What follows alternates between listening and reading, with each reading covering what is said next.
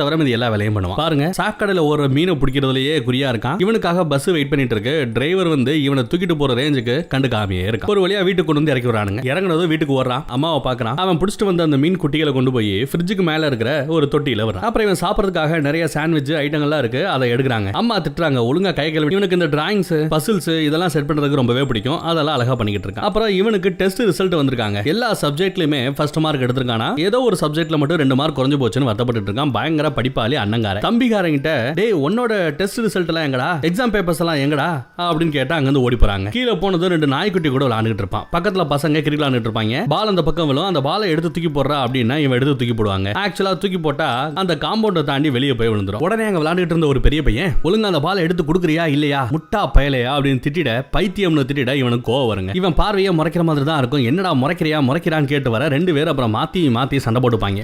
அதுல ஒரு கடத்துல நம்ம ஹீரோவை பிடிச்சி கீழே தள்ளி விட நெத்தியில ரத்தம். அது மட்டும் இல்லாம கையை உடைக்கிறதுக்கு ட்ரை பண்ணுவான். ஹீரோ சும்மா இருப்பானா என்ன, அவனுக்கும் பல்லு நல்லா எத்துப்பல்லா இருக்கா, அப்படியே இந்த பக்கத்தை அவனோட கையை பிடிச்சி நல்லா கடிச்சு விட்டுறான். அதுக்கப்புறம் மொட்டை மாடிக்கு ஓடிக்கிட்டு இருக்கும் போது அந்த சண்டைக்கு வந்த பையனோட வீட்டு வாசல்ல இருக்கிற தொட்டி எல்லாத்தையுமே அடிச்சு துவம்சம் பண்ணிட்டு மொட்டை மாடிக்கு போய் அவன் கோவத்தையும் அவனோட அழுகையும் யாருக்குமே தெரியாம இந்த மொட்டை மாடியில காமிக்கிறான் பாருங்க. அப்போ ஒரு இன்னும் அடி வாங்குறாரு நம்ம ஹீரோ. அம்மாக்காரி வந்து, என்னடா கண்ணா ரொம்ப அடிபட்டுருச்சா, அந்த பையன் கூட விளையாட வேண்டாம் சொன்னேன்ல அப்படின்னு சொல்லிட்டு அவன் அடிபட்ட இடத்துல மருந்து வச்சுக்கிட்டு இருக்காங்க. இப்போ நம்ம ஹீரோ பண்ணதுனாலதான் கோவத்துல தன்னோட அப்பா அங்க இருந்து வீட்டை காலி பண்ணிட்டு போறாருன்னு நினைச்சுக்கிட்டு அப்பாக்கும் வெளியூர்ல போய் தங்க போறானா. அதுக்காக ட்ரெஸ் அடிக்க வச்சிட்டு இருந்தா பையனை பயமுடுத்தாதீங்க, ஃப்ரீயா விடுங்க அப்படின்னு அம்மாக்காரி சொல்றாங்க. ஒரு வழியா அப்பனை அனுப்பிச்சாச்சு. அதுக்கப்புறம் மூத்த பையனை அனுப்பிச்சாச்சு. அதுக்கப்புறம் நம்ம ஹீரோவை ரெடி பண்ணி அனுப்புறதுக்குள்ள போதும் ஆயிடுது அந்த அம்மாக்கு. அப்புறம் ஸ்கூலுக்கு வர வரிசையா வரமான ஒரு பில்டிங் மேல ஏறி ஒருத்தர் பெயிண்ட் அடிப்பாரு. அந்த பெயிண்டோட துளி இவன் கண்ணத்துல படும்போது இவனுக்கு அவ்வளவு சந்தோஷமா இருக்கும். அப்புறம் உலகம் ஃபுல்லா இருக்கிற அந்த தெரு ஃபுல்லா இருக்கிற விதவிதமான கடைகள், அந்த கடைகள்ல கொடுக்கக்கூடிய தின்பண்டம் அது இதுன்னு எல்லாத்தையுமே பார்த்து கலர்ஃபுல்லா இருக்கிற விஷயங்களை பார்த்து ரசிக்கிட்டு இருக்கான். அதுக்கப்புறம் பசங்களா வரதுக்கு முன்னாடியே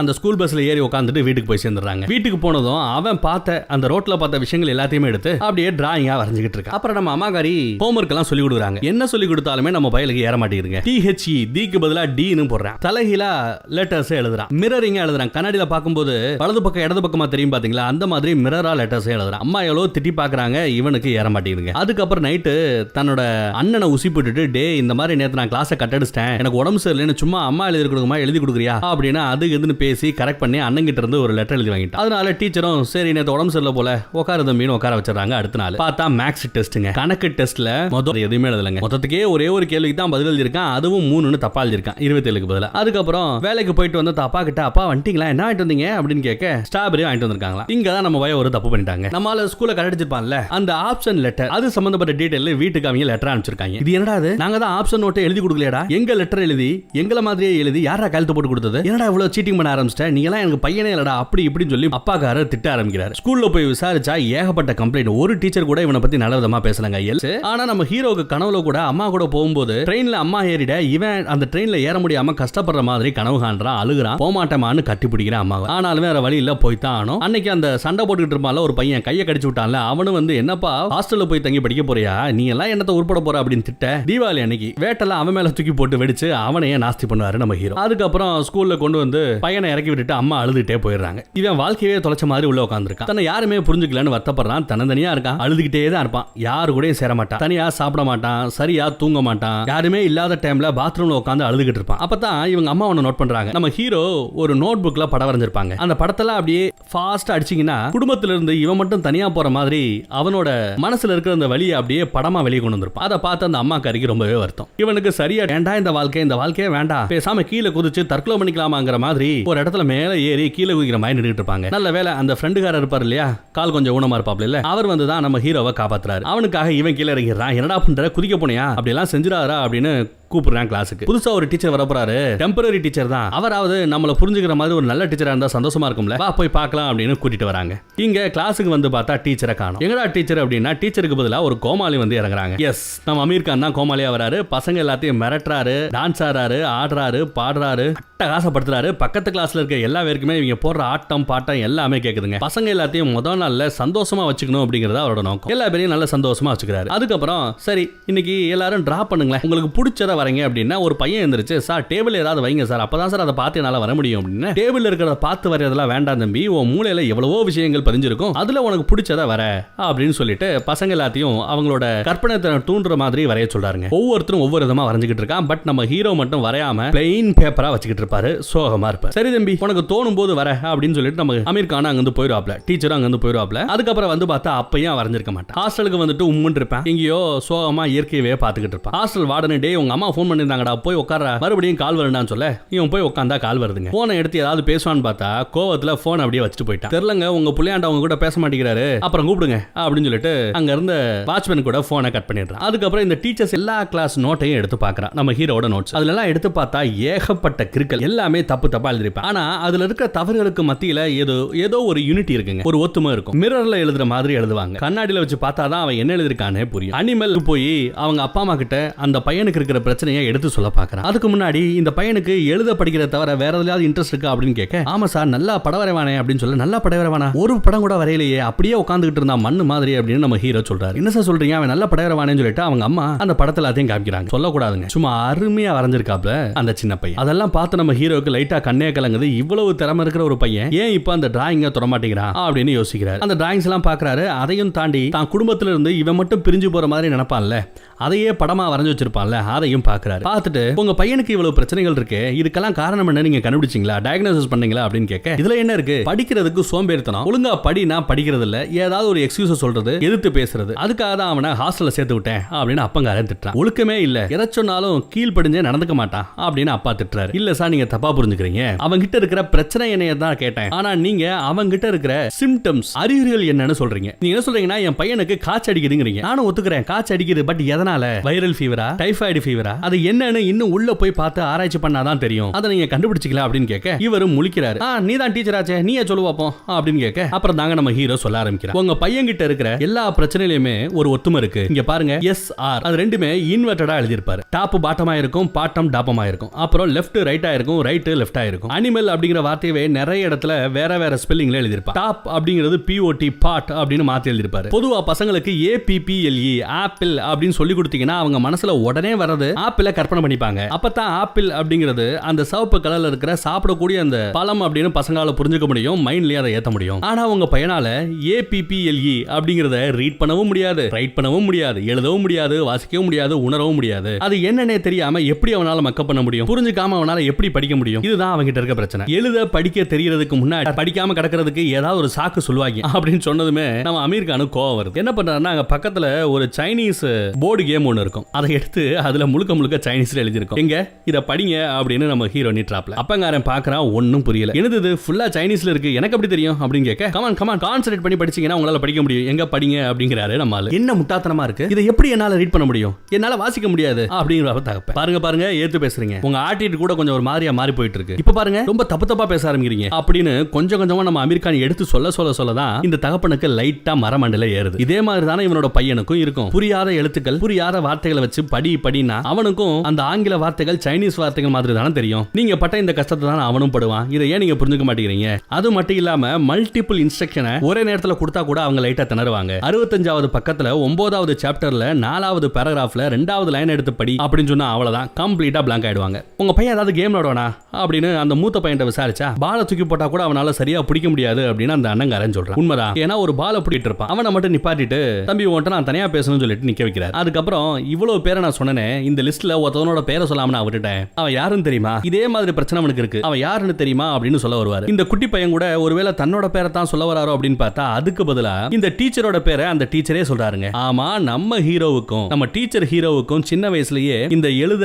படிக்க ரொம்பவே திறமைப்பட்டிருக்காரு, கஷ்டப்பட்டிருக்காரு, மனநல பிரச்சனை. இந்த பையனுக்கு இருக்கிற அதே பிரச்சனை நம்ம டீச்சருக்கு இருந்திருக்குங்க. ஆனா இப்போ என்னால எவ்வளவு அழகா பாடம் நடத்த முடியுது, எவ்வளவு அழகா படம் வரைய முடியுது, என்னால முடியும் அப்படின்னா ஒன்னாலே முடியும் தம்பி, முயற்சி பண்ணு அப்படின்னு சொல்லி அட்வைஸ் பண்ணி அனுப்புறாருங்க. இவன் பார்த்து இந்த மாதிரி என்னோட கிளாஸ்ல ஒரு பையன் இருக்கான் அப்படின்னா அவன் அந்த பையனோட பேரை சொல்லி பேச ஆரம்பிச்சதுமே ஹெட் மாஸ்டர் அந்த பையனை பத்தி தான் ஏகப்பட்ட கம்ப்ளைண்ட் வருது, நீங்களும் கம்ப்ளைண்ட் பண்றதுல ஒன்னும் ஆச்சரியம் இல்ல அப்படின்னு ஹெட் மாஸ்டர் சொல்றாரு. என்ன சார் சொல்றீங்க? இல்ல நான் அப்படி சொல்ல வரல, அவன் சூப்பரா பண்றான், அதீத கற்பனை திறமை இருக்கு, அழகா படம் வரையக்கூடிய ஒரு ஆள், ஆனா அவனுக்கு ஏபிசிடி இந்த விஷயங்கள் எல்லாத்தையும் படிக்கிறதுல, வாசிக்கிறதுல, எழுதுறதுல கொஞ்சம் பிரச்சனை இருக்கு. ஏன்னா அவனுக்கு இந்த ஒரு வியாதி இருக்குன்னு அந்த வியாதியோட பேரை சொல்றாப்ல. அந்த வியாதியோட பேர் என்னன்னா டிஸ்லெக்சியா. அந்த வியாதியோட பேரை கேட்டதுமே ஹெட் மாஸ்டர் பாஷையை புரிஞ்சுக்கிறாரு. ஓ அந்த வியாதியா, அவங்க எல்லாம் நார்மல் ஸ்கூல்ல படிக்க முடியாதுல்ல, உங்களோட பழைய ஸ்கூல்ல அந்த மனநல வளர்ச்சி இல்லாதவங்க அந்த மாதிரி ஸ்கூல்ல தானே அந்த பையன் படிக்க முடியும். நல்ல வேலை சொன்னீங்க, பாதியில சேர்ந்து எங்கேயோ ஃபெயிலா போயிட்டானா நம்ம ஸ்கூலோட மானம் போயிடுமே நினைச்சேன். பேசாம டிஸ்கண்டினியூ பண்ணி அந்த ஸ்கூல்லே சேர்த்தோட சொல்றேன் அப்படின்னு சொல்ல நம்ம ஹீரோ இல்ல அப்படி நீங்க தப்பா புரிஞ்சுக்க வேண்டாம், இவன் அந்த ரேஞ்சுக்கு ரொம்ப மோசமெல்லாம் இல்ல, ரொம்ப திறமையான பையன் தான், கொஞ்சம் எக்ஸ்ட்ராவா கேர் பண்ணி கொஞ்சம் சொல்லி கொடுத்தா வசதியா இருக்குங்க. எப்படி சார் 40 பேர் படிக்கிற ஒரு ஸ்கூல்ல ஒரு கிளாஸ்ல இந்த ஒரு பையனுக்காக எப்படி டைம் ஸ்பெண்ட் பண்ணி படிக்க சொல்லி கொடுக்க முடியும்? அதெல்லாம் வாய்ப்பில்லைன்னு சொல்ல நான் சொல்லி கொடுக்குறேன், எனக்கு தேவை கொஞ்சம் டைம் கொடுங்க, அவன் டிராயிங்ல பெரிய ஆளா வருவான், மித்த சப்ஜெக்ட்ல அவன் பாஸ் ஆனா போதும்ல, அவன் பாஸ் ஆக வைக்கிறது ஏன் பொறுப்பு அப்படின்னு நம்ம ஹீரோ சொல்றாரு. பத்தாவதுக்கு அந்த பையன் வரைஞ்ச அந்த டிராயிங்ஸ் எல்லாம் காமிக்கிறாரு. நல்ல பையன் சார், விட்டுறாங்க சார் அட்வைஸ் பண்ண அவரும் ஒத்துக்கிறாருங்க. அந்த பையனுக்கு வாரத்துக்கு ஒரு 3 மணி நேரம் நீ கிளாஸ் எடுக்கலாம், எக்ஸ்ட்ரா கரிக்குலர் ஆக்டிவிட்டி மாதிரி அவனுக்கு நீங்க சொல்லி கொடுக்கலாம் அலவுடுங்கிறாரு. அதுக்கப்புறம் நம்ம ஹீரோ தான் பர்சனலா அந்த பையனுக்கு ஏபிசிடினா என்ன அப்படிங்கறத உணர்வுபூர்வமா சொல்ல வைக்கிறான். அவனுக்கு பிடிச்ச டிராயிங் களிமண் எல்லாம் வச்சு பொம்மை செய்யறது, அதை வச்சு அந்த ஏபிசிடிங்கிறதையே பொம்மை மாதிரி உருவாக்குறான். அதுக்கப்புறம் அவன் அதை உணரணும், ஏன்னா அவன் முன்னாடி அங்க இருக்கிற அந்த லெட்டர்ஸ் வார்த்தைகள் எல்லாம் டான்ஸ் ஆடுதுங்கிறான்ல, அப்படி டான்ஸ் ஆடிட்டு இருக்கும்போது அவனால படிக்க முடியாதுன்னு சொல்லிட்டு அவனோட கையிலேயே ஏபிசிடிய அப்படியே எழுதி காமிப்பான். அதை அப்படியே உணர்ந்துகோ அப்படின்னு கேட்கிறாரு. 8 அப்படிங்கறத எவ்வளவு பெரிய 8 16 கோடு போட்ட ஒரு டேபிள்ல வரைஞ்சு காமிக்கிறாரு பாருங்க. கொஞ்சம் கொஞ்சமா அந்த 8 நீட் பண்ணி கொண்டு வந்துகிட்டே இருப்பார். கொஞ்சம் கொஞ்சமா அவங்க கிட்ட இருக்கிற அந்த லெட்டர்ஸ் பிரச்சனை, அந்த எழுத்துக்கள் வரிசையா வர்ற பிரச்சனை, இதெல்லாத்தையும் சரி பண்ணுவாரு. அதுக்கப்புறம் எழுத்தை கூட்டுறது, 5ஓட 3 கூட்டினா 8 அப்படிங்கறத படிக்கட்டுல 1 2 3 5 6 7 8 அப்படின்னு எழுதிட்டு பிளஸ் 1 2 3 4 போட்டா கூட்டணும், மைனஸ் 1 2 3 போட்டா கீழே இறங்கி வரணும். இப்ப எண்ணிப்பாரு படிக்கட்டுல எத்தனாவது படிக்கட்டுல இருக்கோ அதுக்கு பேர் தான் தம்பி கூட்டல் கழித்தல்னு ரொம்ப பிராக்டிகலாவும் சொல்லி கொடுக்குறான். கேம் விளையாண்டு கேம்லயும் சூப்பரா சொல்லி கொடுக்குறான். அப்புறம் அந்த 8 தம்மா துண்டு கோட்டுக்குள்ள எப்படி அழகா எழுதணுங்கிறதையும் சொல்லி கொடுக்குறான். ஒரு வழியா நம்ம பையனுக்கு இப்போ எழுத படிக்க ஏபிசிடி 1 2 3 4 கூட்டல் கழித்தல் எல்லாமே தெரிஞ்சு போகுதுங்க. ஒரு வழியா நம்ம பையன் மித்த கிளாஸ்ல மித்த சப்ஜெக்ட்ஸ்ல எல்லாத்துலயும் பாஸ் ஆற ரேஞ்சுக்கு வந்து நிக்கிறான். அதுக்கு பார்க்காம அப்படியே திரும்பி போயிடுறாரு. பையன் சூப்பரா எழுத்து கூட்டி அழகா படிக்க ஆரம்பிச்சிட்டான். சண்டே இந்த மாதிரி போட்டி நடக்க போகுது அப்படிங்கறதையும் அவன் தெரிஞ்சுக்கிறான். சண்டே அன்னைக்கு காலையில ரொம்ப சீக்கிரமாவே எந்திரிச்சு அவனே குளிச்சு அவனே ட்ரெஸ் எல்லாம் மாத்தி நல்லா தலை சீவி ரொம்ப சீக்கிரமே வேகமா கிளம்பி விடியறதுக்குள்ள கிளம்பி எங்கேயோ போயிட்டாங்க. அன்னைக்குன்னு பார்த்து ஞாயிற்றுக்கிழமை இல்லையா, நம்ம ஹீரோ எதிர்பார்த்த மாதிரியே டீச்சர் ஹீரோ எதிர்பார்த்த மாதிரியே ஒட்டுமொத்த ஸ்கூலையும் ஒரே இடத்துல ஆர்கனைஸ் பண்ணிட்டாரு. ஹெட் மாஸ்டர் உட்பட எல்லாருமே போட்டியில கலந்துக்கணும்னு சொல்லிட்டாரு. ஆனா நம்ம குட்டி ஹீரோவை காணோம். எங்கடான அந்த ஃப்ரெண்ட் கிட்ட விசாரிச்சா தெரியல சார், பட் காலையிலே கிளம்பி போனா இன்னும் வரகானோம் அப்படின்னு வருத்தத்தோட சொல்றான். அப்புறம் நிறைய டீச்சர்ஸ் இருக்காங்க, English teacher, maths teacher, physics teacher, எல்லா டீச்சரும் வந்திருக்காங்க, இவங்களும் டிராயிங் வரையணும் அப்படின்னு நம்ம ஹீரோ சொல்லிட்டான். அதுலயும் முகத்துல மறு இருக்கு பாத்தீங்களா, அந்த டீச்சர் சும்மா ஒரு 5 நிமிஷம் தான் இருப்பேன், அதுக்கப்புறம் போயிருவேன், இந்த ஹெட் மாஸ்டர் வயசான ஆளு அவர் சொன்னாருன்னு சொல்லி தான் வந்தேன் அப்படின்றாப்ல. அப்புறம் நாங்க எங்க போய் உட்காரது அப்படின்னு கேட்க பசங்க உங்களை கூட்டு போய் உட்கார வைப்பாங்கன்னு நம்ம ஹீரோ சொல்றாருங்க. போற வழியில மரத்துல பாருங்களேன் இந்த ஒவ்வொரு டீச்சரோட போட்டோவையும் எப்படி வரைஞ்சு நக்கல் பண்ணிருக்காங்க, அதெல்லாம் பார்த்து எல்லாருக்கும் சந்தோஷம். அப்புறம் நம்ம டீச்சர் ஹீரோவோட குரு, சின்ன வயசுல நம்ம ஹீரோ இப்படி இருந்தப்போ அவனை சொல்லி கொடுத்து நல்ல பெரிய ஆளாக்குன குரு ஒரு வயசான அம்மா, அவங்க தான் இந்த போட்டிக்கு ஜட்ஜா வந்து உட்கார்றாங்க. ஹெட் மாஸ்டருக்கு இன்ட்ரோடியூஸ் பண்ணி வைக்கிறாங்க. எல்லா பேரும் உட்காந்து வரைய ஆரம்பிச்சிட்டாங்க. ஆனா நம்ம ஹீரோ டீச்சர் ஹீரோ மட்டும் வருத்தப்பட்டுக்கிட்டே பாத்துக்கிட்டு இருக்கான், எங்கடா நம்ம பயல காணமே அப்படின்னு. பார்த்தா கொஞ்சம் லேட்டா வந்து நிக்கிறாங்க. உடனே ஓடி போய் அவனுக்கு ஒரு ஷீட்டை கொடுத்து பிடிச்ச இடத்துல உட்காந்து வரடா அப்படிங்கிறாப்ல. நம்ம ஹீரோவும் அவனுக்கு பிடிச்ச மாதிரி ஒரு இடத்துல போய் உட்காந்துட்டு அவங்க அம்மா கிஃப்டா கொடுத்து ரொம்ப நாளா சும்மா கிடந்ததுல அதை எடுத்து வரைய ஆரம்பிக்கிறாங்க. கண்ணத்துல மறு இருந்தது பாத்தீங்களா ஒரு டீச்சருக்கு, அவர் ஒன்னு நோட் பண்றாரு, அவரோட கண்ணத்துல இருந்த மறு லெஃப்ட் ரைட் சைடு மாறி இருக்கும், அதை அந்த மனுஷன் சரி பண்றாருங்க. அதுக்கப்புறம் அவரும் உட்காந்து படம் வரைய ஆரம்பிக்கிறார். நம்ம ஹீரோ டீச்சர் ஹீரோவையும் நான் சும்மா சொல்லக்கூடாது, அவனும் அருமையா ஏதோ ஒரு டிராயிங்க வரைஞ்சிட்டு இருக்கான். போட்டியில அவரும் இருக்காரு போல. எல்லா டீச்சருமே படம் வரைய ஆரம்பிச்சிட்டாங்க. 5 நிமிஷத்துல போறேன்னு சொன்ன அந்த டீச்சருமே எவ்வளவு நேரம் உட்கார்ந்து படம் வரைஞ்சிட்டு இருக்காரு பாருங்க. அப்புறம் அந்த இங்கிலீஷ் டீச்சருக்கு சுத்தமா படம் வர முடியல, இருந்தாலும் அவரும் ட்ரை பண்ணிக்கிட்டு இருக்காப்ல. நம்ம ஹீரோவோட கற்பனையில என்னத்தையோ ஓட்டி விடுறாங்க. எந்த பக்கத்துல எந்த அளவுக்கு கலர் கலந்தா என்ன கிடைக்கும் அப்படிங்கிற மாதிரி எல்லாம் ஒரு கற்பனையை தூண்டி விடுறான். அழகா ஒரு டிராயிங் கிடைக்குது, வரையறான். வரைஞ்சு முடிச்சதுக்கு அப்புறம் நம்ம டீச்சர் கிட்ட போய் காமிக்கிறான். அதை பார்த்ததுமே ஆடி போயிறாருங்க மனுஷன். அவதார் படத்துல வர்ற மாதிரி ஒரு கற்பனையான உலகத்துல ஒரு பையன் உட்கார்ந்துட்டு இருக்கிற மாதிரியான ஒரு கற்பனை. அதை பார்த்து நம்ம ஹீரோ ஆடி போறாரு, சூப்பரா வரைஞ்சிருக்கேடா தம்பி அப்படின்னு பாராட்டுறாருங்க. சரி, அவர் ஒரு படம் வரைஞ்சிட்டு இருந்தாரு, அது என்ன படம்னு பார்க்கலாமேன்னு இந்த பையன் லைட்டா அந்த பக்கத்துல திரும்பி போய் பார்க்கறாங்க. பார்த்தா நம்ம டீச்சர் வரைஞ்சு வச்சிருக்கிறது சாட்சா நம்ம குட்டி ஹீரோவை அப்படியே அழகா சிரிச்ச மாதிரியே வரைஞ்சு வச்சிருக்காங்க. அவ்வளவுதாங்க, பார்த்து கண் கலங்கி அழுதே போயிடுறான் அந்த பையன். ஒரு வழியா போட்டி எல்லாம் முடிஞ்சிருச்சு. ஹெட் மாஸ்டர் பேச ஆரம்பிக்கிறார்.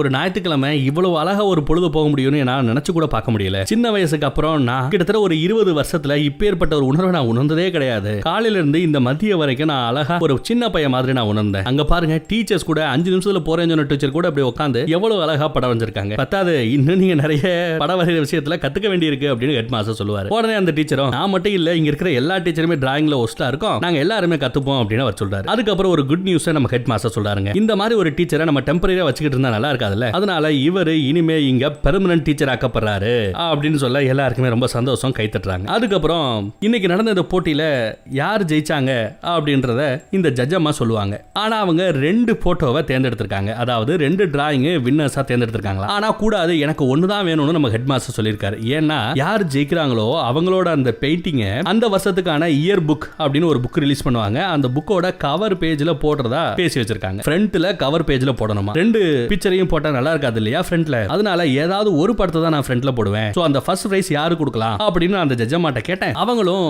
பல மணி நேர ஆலோசனைக்கு அப்புறம் குருவை விட சிஷியனோட பெயிண்டிங் தான் நல்லா இருக்குன்னு சொல்லி சிஷியனுக்கே பிரைஸ் கொடுத்திருக்காங்க அப்படின்னு சொல்றாப்ல. புரியலையா அப்படின்னா இந்த ஜட்ஜ் தேர்ந்தெடுத்த அந்த 2 பெயிண்டிங், ஒன்னு நம்ம டீச்சரோடது, இன்னொன்னு நம்ம ஸ்டூடெண்டோடது. ஸ்டூடெண்டோட பெயிண்டிங் தான் ஃபர்ஸ்ட் பிரைஸ் கொடுத்து தேர்ந்தெடுத்திருக்காங்க அந்த ஜட்ஜ். இதை கேட்டதுமே எல்லாருக்கும் சந்தோஷம், கை தட்டுறாங்க. யாரா அந்த பெயிண்டிங்கை வரைஞ்சதுன்னா நம்ம குட்டி ஹீரோ தான் வரைஞ்சிருப்பான். கை தட்டி அவன் எங்க எங்க அப்படின்னு கூப்பிட எல்லாருமே இதோ இருக்கா அப்படின்னு சொல்ல 1000 பேர் இருக்கிற அந்த கூட்டத்துக்கு மத்தியில அத்தனை பேரும் கைத்தட்ட அப்படியே வராங்க. அவனுக்கு அந்த சர்டிபிகேட் கொடுக்குறாங்க, ஃபர்ஸ்ட் பிரைஸ் சர்டிபிகேட் கொடுக்குறாங்க. அதை வாங்குறதுமே ஓடி போய் தன்னோட டீச்சரை கட்டி பிடிச்சு எல்லா பேரோட கண்ணிலையும் கண்ணீர் நமக்கு உட்பட. ஒரு வழியா நம்ம ஹீரோவோட அந்த செல்ஃப் கான்ஃபிடன்ஸ், தன்னம்பிக்கை அப்படிங்கிறது பயங்கரமா துளிர் விட ஆரம்பிச்சிருச்சு. அந்த வருஷம் முடிஞ்சு போச்சுங்க. எக்ஸாம் எல்லாம் எழுதியாச்சு, லீவுக்கு வெளியே போவாங்க இல்லையா. அப்படிதான் ஃப்ரெண்டுக்காரனா அவங்க அப்பா கூட்டிட்டு போறாரு. அடுத்து நம்ம ஹீரோவை, குட்டி ஹீரோவை கூட்டு போறதுக்காக அவங்க பேரண்ட்ஸ் வந்திருக்காங்க. ஹெட் மாஸ்டர் போய் பார்த்தா அவனை நம்ம டீச்சர் சூப்பரா படம் வந்திருப்பாங்க பாத்தீங்களா, அந்த படத்தை காமிச்சு பாத்தீங்களா அப்படின்னு பேரண்ட்ஸ்ட காமிக்க அவங்களுக்கு அவ்வளவு சந்தோஷங்க. இதுல ஃப்ரண்ட்ல இருக்கு பாத்தீங்களா இந்த கற்பனை உலகம், இது உங்க பையன் வரைஞ்சது மாஸ்டர் பீஸ். பாருங்க எவ்வளவு அழகா வரைஞ்சிருக்கான், எவ்வளவு திறமையான பையன். இந்த மாதிரி பையனை நீங்க பெத்துக்கிறதுக்கு கொடுத்து வச்சிருக்கணும். டீச்சருடைய டிராயிங்ல போட்டி போட்டு டீச்சரையே தோற்கடிச்சிருக்காரு உங்க பையன். அதனாலதான் உங்க பையன் வரைஞ்ச படத்தை முன்னாடியும் பின்னாடி அந்த டீச்சர் வரைஞ்ச படத்தையும் நாங்க போட்டிருக்கோம் அப்படின்னு சொல்லி மித்த டீச்சரை போய் பார்த்து பேசுங்கன்னு அனுப்பிக்கிறார். மித்த டீச்சரை போய் பார்த்து பேசினா வாங்க வாங்க வாங்க இசானோட அப்பா அம்மாவா நீங்க, என்ன பையங்க, நாங்க கூட சேரும்போது சரியான மக்கா இருக்கானே நினைச்சேன். ஆனா போக போக போக அவ்வளவு அழகா எல்லா விஷயத்தையுமே கத்துக்கிறாங்க. கணக்கு சூப்பரா போடுறான், இங்கிலீஷ் கிராமர் வருது, அழகா எழுதவும் ஆரம்பிக்கிறான், வாசிக்க ஆரம்பிச்சிட்டான் அப்படின்னு சொல்ல இவங்க 2 பேரும் இந்த டீச்சர்ஸை பாராட்டுறாங்க. எங்களை பாராட்டெல்லாம் ஒன்றும் பிரயோஜனம் இல்லைங்க, அந்த டிராயிங் டீச்சர் இருக்காருல அவரை பாராட்டுங்க. அவர் போட்ட அந்த தனிப்பட்ட அக்கறையினால தான் உங்க பையன் இப்ப இவ்வளவு தூரம் வளர்ந்து நிக்கிறான்னு பாராட்டுறாங்க. புரட்டா போடுறாங்கன்னு நினைக்கிறேன். இங்க அந்த பையனும் அண்ணங்காரனும் விளையாண்டுகிட்டு இருக்கிறத பார்த்து இந்த தகப்பன் அழுகுறாருங்க. என்னால முடியாத நீங்க சாதிச்சிட்டீங்க, என்னால என் பையனை புரிஞ்சுக்க முடியாத உங்களால புரிஞ்சுக்க முடிஞ்சு, உங்களால ஹெல்ப் பண்ண முடிஞ்சது, இந்த நன்றி நான் எப்பவுமே மறக்க மாட்டேன் அப்படின்னு கையை கட்டி பிடிச்சி அழுகுறாருங்க. அந்த அம்மாக்காரியும் அழுகுறாங்க. அதுக்கப்புறம் இந்த பையன் வரான். அந்த பையனை பார்த்து சூப்பரா தம்பி, இதே மாதிரி படிக்கணும், நல்லா வரணும், அடுத்த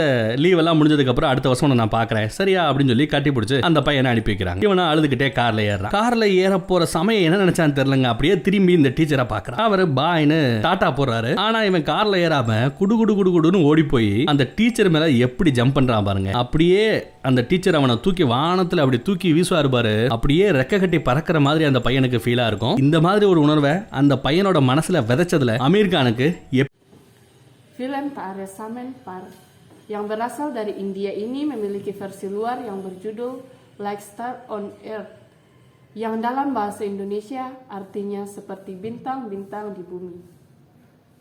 Film ini dirilis pada 21 Desember 2007 dengan durasi 140 menit. Amir Khan yang menjadi sutradara film tersebut turut serta menjadi aktornya. Banyak sekali pesan edukasi yang terdapat dalam film ini sehingga layak untuk ditonton oleh semua kalangan masyarakat, terkhusus pada peserta didik, pendidik, dan orang tua. Film yang bergenre drama edukasi ini tidak seperti film India pada umumnya, yang notabene hampir pada setiap film India terdapat goyangan-goyangan yang tak seronok. Selain dalam edukasinya, film ini juga telah memperoleh 13 penghargaan dan dinominasikan dalam 15 kategori. Film Tak Ada Saman Par menjadi salah satu film terbaik di India karena perolehan rating 8,5 yang cukup menjadi bukti kualitas film tersebut. Film ini menceritakan tentang seorang anak laki-laki berumur 9 tahun yang menderita penyakit disleksia, yaitu kesulitan membaca pada anak. Dia bernama Isan Nandisore Awasti, anak laki-laki yang gemar sekali bermain. Diceritakan pada awal adegan film tersebut, Isan terlihat sedang asyik melihat ikan di saluran pembuangan. Isan suka bermain dan meneliti setiap kejadian yang di sekelilingnya. Isan memiliki seorang kakak yang bernama Johan Awasti dan kedua orang tuanya yang bernama Maya Awasti dan Nandisore Awasti. Mereka adalah keluarga Awasti. Pada usia 9 tahun, Ihsan belum lancar membaca, menulis, dan berhitung atau biasa kita singkat dengan istilah calistung. Inilah yang membuatnya masih duduk di bangku kelas 3 SD. Ihsan yang gemar bermain selalu berjalan-jalan sambil memperlihatkan keadaan sekitar. Bahkan saat di kelas pun Ihsan sering melihat keluar jendela, memperhatikan kondisi di luar jendela seperti burung-burung yang sedang memberikan makan anaknya. Ihsan juga sudah suka memperhatikan simbol-simbol. Istilah streposimbolia yang dibuat oleh Samuel Torrey Orton secara harfiah merupakan simbol-simbol berputar balik untuk menjelaskan kondisi anak yang mengalami disleksia. Ihsan selalu mendapatkan nilai-nilai di bawah rata-rata di sekolah dan tidak ada peningkatan selama 2 tahun. Guru-guru yang mengajarnya selalu memarahinya dan merasa jengkel melihat sikapnya di kelas yang jarang memperhatikan pelajaran dan selalu tidak fokus. Baginya, sekolah adalah tempat yang paling menakutkan karena selalu menjadi bahan ejekan oleh teman bahkan guru-gurunya. Mereka melihat Ihsan sangat tidak berkemampuan dalam mengikuti pelajaran. Namun, Ihsan memiliki bakat di bidang seni dan daya imajinasinya yang tinggi, terutama di bidang seni melukis. Ihsan selalu menuangkan bakatnya ketika di rumah, di buku gambar bahkan di dinding-dinding kamarnya. Perlakuan yang sama Ihsan dapatkan juga di rumah. Orang tuanya yang tidak mengerti akan penyakit yang dideritanya atau disleksia yang membuatnya selalu dimarahi, dan ayahnya selalu beranggapan bahwa Ihsan adalah anak yang nakal dan tidak mau nurut. Berbeda dengan Johan, kakak Ihsan, Johan selalu mendapatkan prestasi di sekolahnya dan selalu menuruti perintah orang tuanya. Johan terkenal baik di sekolah dan selalu mendapatkan perhatian baik oleh orang tuanya, sehingga ayahnya selalu membanding-bandingkan antara Ihsan dengan Johan. Ayahnya selalu menekan Ihsan belajar sesuai dengan orang normal lainnya. Saat itu, ayahnya belum mengetahui kondisi yang terjadi pada Ihsan. Maya Awasti atau ibunya ketika mengajari Ihsan di rumah selalu kebingungan mengapa Ihsan selalu mengulang kesalahan yang sama ketika menulis, membaca maupun menghitung. Seperti ketika ibunya meminta Ihsan untuk menulis pada kata tabel, Ihsan menulisnya dengan tabu. Kemudian menulisnya lagi dengan kata tabel. Melihat itu, ibunya merasa sedih. Di usia 9 tahun, Ihsan masih belum bisa melakukan hal tersebut, tidak seperti anak seusianya yang dengan mudah melakukan hal tersebut. Selain itu, Ihsan sering menunjukkan perilaku bermasalah, terlibat perkelahian, berpura-pura sakit, bolos sekolah, dan tidak mengajarkan tugas-tugas yang diberikan oleh guru. Akibat perlakuannya, ayahnya memutuskan untuk mengirim Ihsan ke sekolah asrama yang cukup jauh dari tempat tinggal mereka. Ketika mengetahui niat itu, Ihsan bersikeras untuk menolaknya. Ayahnya tidak juga mendengar sikap penolakan Ihsan, sampai meminta tolong kepada ibunya agar membantunya menyampaikan sikap penolakannya itu.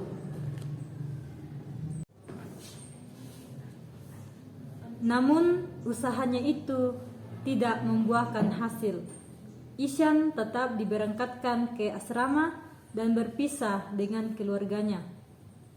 Ihsan beranggapan bahwa sekolah di asrama merupakan hukuman yang diberikan oleh orang tua untuk anak-anak yang nakal dan tidak mau menurut kepadanya. Setelah melalui hari pertamanya di asrama, Anggapan Ishan semakin kuat. Sikap dan gaya mengajar guru di sekolah yang cenderung keras dengan alasan agar peserta didik memiliki kedisiplinan yang baik. Hari terus berlalu, namun Ishan tidak dapat menikmati suasana kelas dan kegiatan asrama. Semua guru di asrama tetap menganggap dia sebagai siswa yang bodoh. Ishan selalu mendapatkan hukuman keluar kelas sama seperti di sekolah sebelumnya. Berbagai hukuman pun Ishan terima sebagai bentuk konsekuensinya. Nilainya pun masih di bawah rata-rata. Bahkan Ishan juga mengalami hukuman dipukul menggunakan penggaris oleh guru mata pelajaran seni yang bernama Holker. Tekanan demi tekanan semakin Ishan dapatkan di asrama. Ishan merasa ketakutan dan sedih. Ishan merasa orang-orang di sekelilingnya tak ada yang peduli padanya. Hal itu membuat Ishan tidak bersemangat dan tidak mau melakukan apapun, termasuk melukis, yang selama ini menjadi aktivitas yang Ishan gemari. Keadaan seperti itu terus berlangsung. Semakin hari Ishan semakin merasa sedih. Sampai akhirnya datanglah seorang guru seni pengganti yang bernama Ram Shankar Nikum atau biasa dipanggil Amir Khan. Nikum mempunyai cara mendidik yang baru, tidak sama seperti guru lain. Nikum membuat peserta didik berpikir keluar dari buku-buku. Nikum sangat senang dengan anak-anak. Nikum melihat semua anak-anak, termasuk yang memiliki kekurangan, memiliki potensi yang berbeda-beda. Nikum juga melihat anak yang memiliki kekurangan dari sudut pandang yang positif. Ketika mengajar, seluruh anak di kelas merespon dan antusias kecuali Ishan. Ishan hanya termenung, diam, dan tidak ada ekspresi. Sebab itulah Nikum mencoba mengamati dan mencari tahu masalah yang dihadapi oleh Ishan.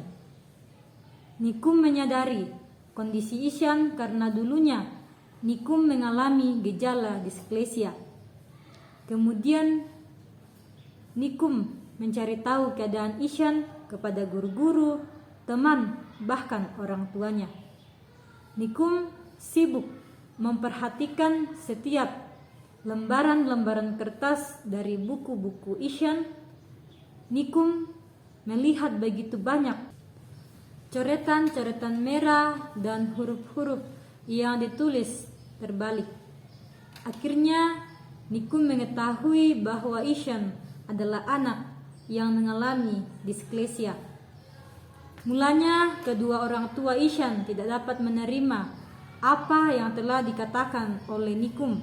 Namun setelah ia menunjukkan hasil lukisan Ishan, mereka baru menyadari bahwa yang diutarakan oleh Nikum tersebut adalah benar.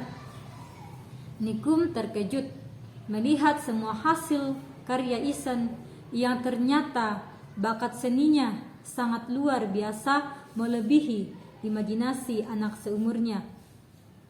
Imajinasi Ishan sangatlah tinggi, melebihi anak-anak seusianya. Ishan mencurahkan imajinasinya kepada gambar-gambar dan lukisan-lukisan yang sangat indah. Nikum pun mengerti apa yang harus dia lakukan terhadap cara mendidik Ishan. Nikum memberi pemahaman kepada orang tua dan guru lainnya bahwa Ishan bukan anak yang abnormal, tetapi anak yang sangat khusus dengan bakat sendiri.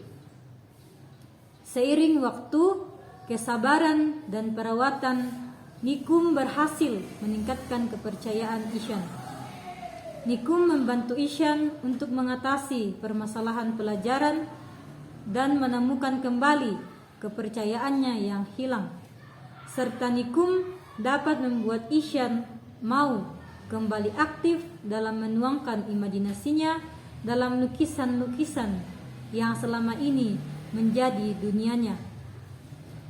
Nikum mengajari Ishan menulis, membaca, dan berhitung sedikit demi sedikit. Nikum mengajari Ishan dengan berbagai metode yang menyenangkan agar mudah dipahami. Nikum selalu bersemangat dan tak kenal menyerah. Sampai akhirnya Ishan pun dapat menulis, membaca, dan berhitung seperti teman-temannya. Pada suatu hari, Nikum mengadakan perlombaan melukis yang diikuti oleh seluruh anggota sekolah, baik siswa maupun guru. Pada saat detik-detik perlombaan ingin dimulai, Ishan pun belum terlihat. Namun pada akhirnya Nikum melihat di mana Ishan duduk. Tibalah saatnya pengumuman lomba.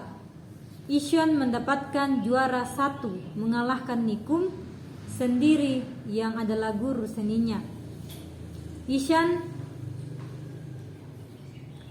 Hasil lukisan Ishan